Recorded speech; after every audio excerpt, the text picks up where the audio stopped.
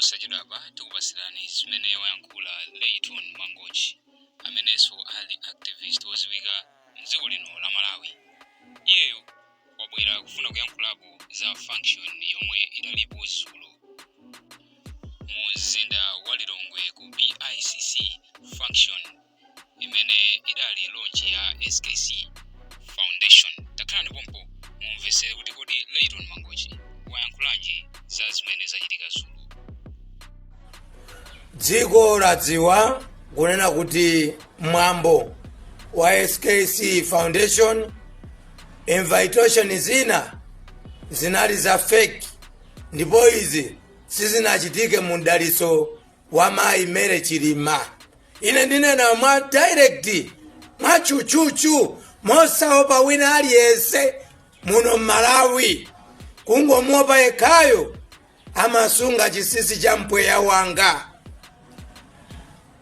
Mwambo wa dzulo unalibe mdalitso wamene anakakamiza ukapezeka pamalopo.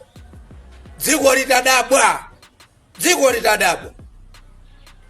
Mayi Chilima mu speech yanu ndaimvetsa, ndipo zasonyeza kuti inu mudakali kusakasaka chilungamo pa imfa ya malemu Dr. Saulos Klaus Chilima ndi anthu ena 8 aja.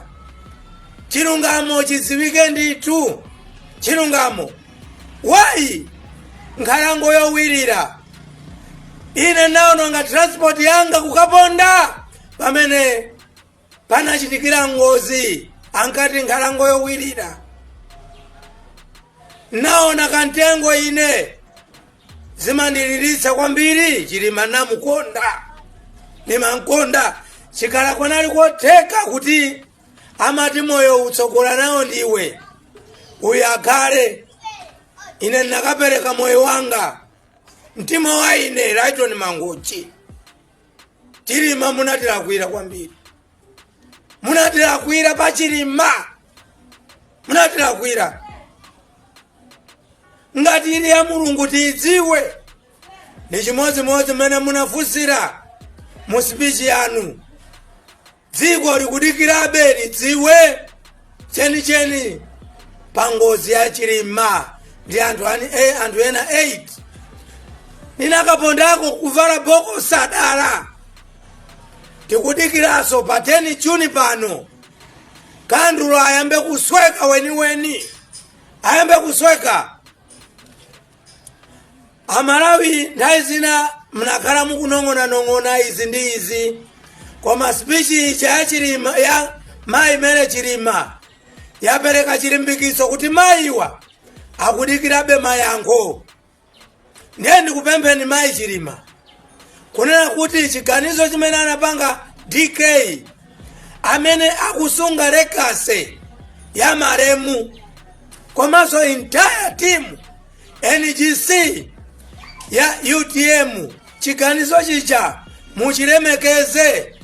Ni mbali imodzi yonyazitsa wina amene sitikukhulupirira pazochitika zake. Sitikukhulupirira pazochitika zake pa nkhani ya imfa ya Chilima ndi anthu ena 8.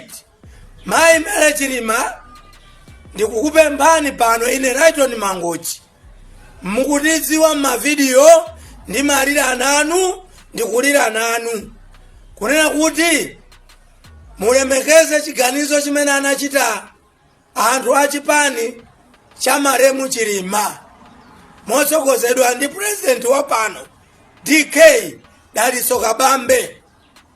Ndalama imene inaperekedwayo 10 miliyoni muyilandire, musapase mphepo zachabe chipani. Inu ndi mayi amene tili nanu, tikhala nanu monga mmene mukuonera kumbuyo kwangako. Uku kuli a 40 apa UTM apa DPP.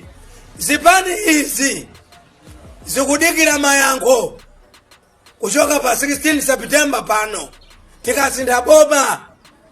Mayankho osapweketsa Amalawi. Dziko ili kusiyirira zopusa ngati zinachitikira pa ngozi ya Chilima ndiye kuti andale wonse azitha ngati nkhuku. Sizomveka iyayi, sizomveka. Mayi anadizevu kuti mpeze yankho lenileni.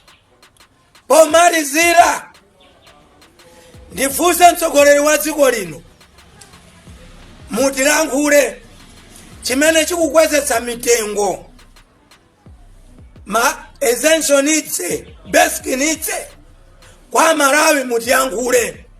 Nduna zanu ndinu mukungofanana zochita chifukwa dziko lino anthu akumva kuwawa, moyo kupweteka kuposa paka muzu, zinthu zikungokwera mitengo, anthu apa ntchito salary ndi yomwe ija. Komanso munthu wa mmudzi akwanisa bwanji thini la chimanga 32,000? Kodi iwe amene umazisha chiphazi umuuza zotani chakwera? Umuuza zotani? Poti ndiwe wosokoneza maudindo wonse unatenga iwe. Tapereka solution pa mavuto yawa. Dziko ladziwa kunena kuti mwambo wa SKC Foundation invitation zina zinali za fake, ndipo izi sizinachitike mu mdaliso wa Mayi Mary Chilima. Ine ndinena mwa direct, mwa chuchuchu, mosaopa wina aliyense muno Malawi. Kungomuopa yekhayo amasunga chisisi cha mpweya wanga. Mwambo wa dzulo unalibe mdalitso kwa amene anakakamiza ukapezeka pa malopo. Dziko litadabwa, dziko litadabwa. Mayi Chilima mu speech yanu ndaimvetsa, ndipo zasonyeza kuti inu mudakali kusakasaka chilungamo pa imfa ya maremu Dr. Saulos Klaus Chilima ndi anthu ena 8 aja. Chilungamo chidziwike ndithu. Chilungamo. Why?